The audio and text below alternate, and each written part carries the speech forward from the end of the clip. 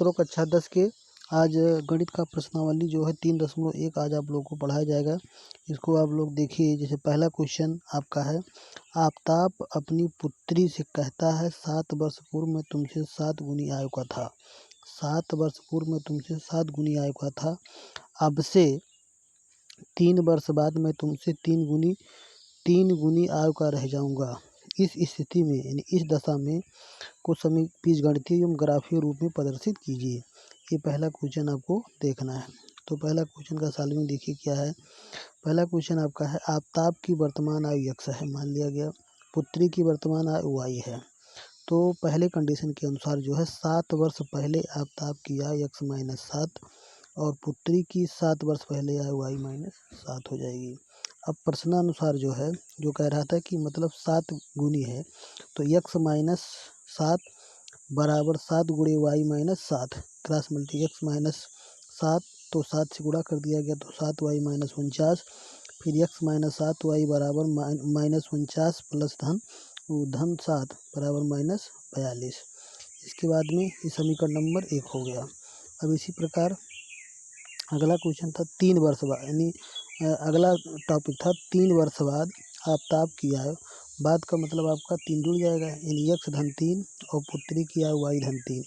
तो प्रश्नानुसार फिर x धन 3 बराबर 3 इंटू वाई धन 3, मतलब पुत्री की आयु में अगर 3 से गुणा कर दिया जाए तो आफताब की आयु के बराबर हो जाएगी। इसको सलूशन किया गया तो दूसरा समीकरण आपका मिल गया x माइनस 3y बराबर 6। ये आपका पहला समीकरण। दूसरा समीकरण बीजगणितीय रूप हो गया। अब हम ग्राफ के रूप में इसको हम दर्शाना है। तो ग्राफ के रूप में दर्शाने के लिए समीकरण 1 से लेते हैं। तो समीकरण 1 से x बराबर माइनस 42 धन 7y, माइनस 42 धन 7y। साड़ी विधि में इसको हल करेंगे, y का मान मानेंगे तो x का मान आता जाएगा।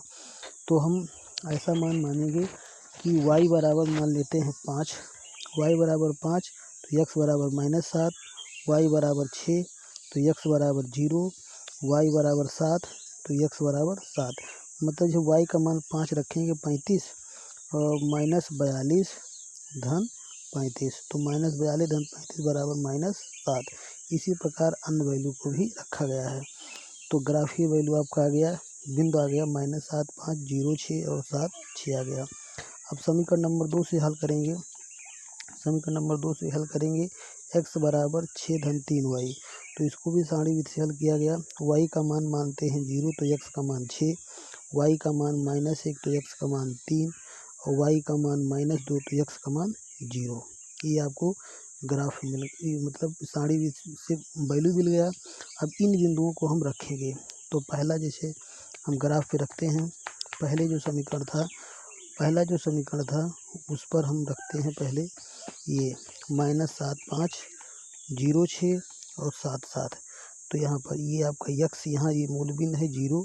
इसके बाद यहाँ तक x अक्ष जो कि धनात्मक और ये आपका हो गया ऋणात्मक। इधर आपका हो गया y, इधर हो गया y डैश जो कि इधर आपका धनात्मक है, इधर आपका धनात्मक, इधर ऋणात्मक है।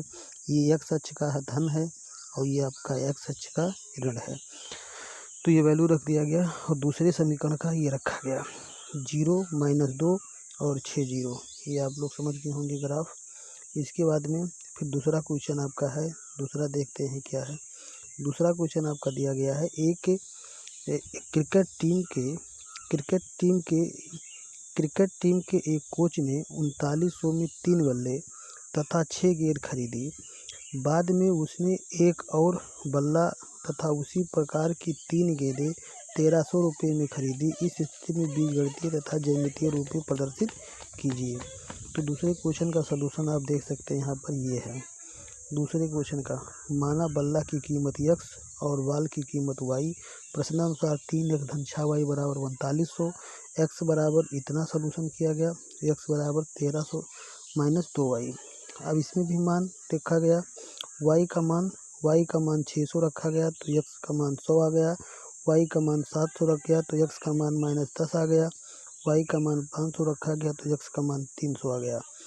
तथा में फिर क्या है, x धन 3y बराबर 1300 या x बराबर 1300 माइनस 2y। यहाँ भी आपको एक ही मान रखा है, y का मान रखा गया 300 तो x का मान 700, y का मान 200 तो x का मान 700 y का मान 100 रखा गया तो x का मान 1100। अब रिप्रेजेंट करना है ग्राफ में, ये देख सकते हैं आप ग्राफ में रिप्रेजेंट मान कर दिया गया। ये आपका पूरा हो गया x अक्ष और ये y अक्ष, जो कि दो भागों में बांटने पर ये प्लस में, ये माइनस में, ये प्लस में और ये माइनस में। बिंदु सबसे पहले x लिखा जाएगा और इसके बाद y लिखा जाएगा। तो बिंदु में ये दर्शा दिया गया, ये देखिए -100, 700, 100 और 100 रखा गया। यहाँ पर 300, 500 है। दूसरे वाले समीकरण का ये आपका 700, 300, 900, 200 और 1100 और 100, ये आपकी तीन बिंदु यहाँ पर दिए गए हैं। इसी प्रकार तीसरा क्वेश्चन देख सकते हैं क्या है।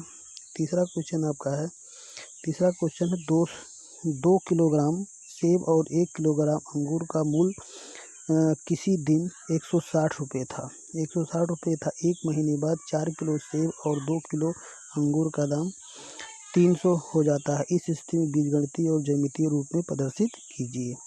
तो जैसे आपका तीसरा क्वेश्चन यहाँ पर देख सकते हैं क्या है।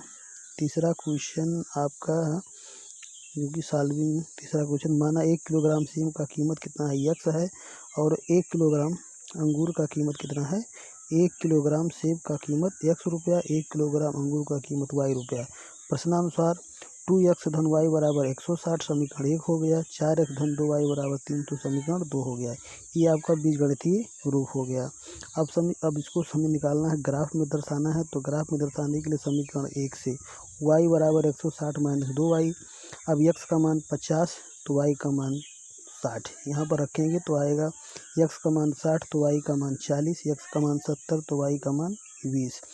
अब यही बिंदु जो है रख दे 50 60, 50 60 यहाँ पर हो गया, 60 40 यहाँ पर हो गया और 70 और 20 यहाँ पर हो गया। ये हमारा क्या हो गया, ग्राफ हो गया, रख दिया गया। इसके बाद में दूसरा समीकरण हमारा है। दूसरा समीकरण से हम y बराबर 300 माइनस 4x बटा 2, यहाँ पर x बराबर हम मानते हैं 70 तो y का मान 10, x बराबर 80 तो y का मान -10, x का मान 75 तो y का मान 0। इसमें x के स्थान पर मान रखकर y का मान हमारा मान निकलेगा, जो कि हम ग्राफ में इस बिंदु को हम दर्शा देंगे। 70 10 पहले रखा गया कितना, 70 10, 75 0 और 80 माइनस 10, ये हम ग्राफ में रिप्रेजेंट कर दिए हैं। अब आप लोग देख सकते हैं, जो छात्र समझ ना पाए हों या तो कमेंट बॉक्स में कीजिए और अपने छात्रों और मित्रों में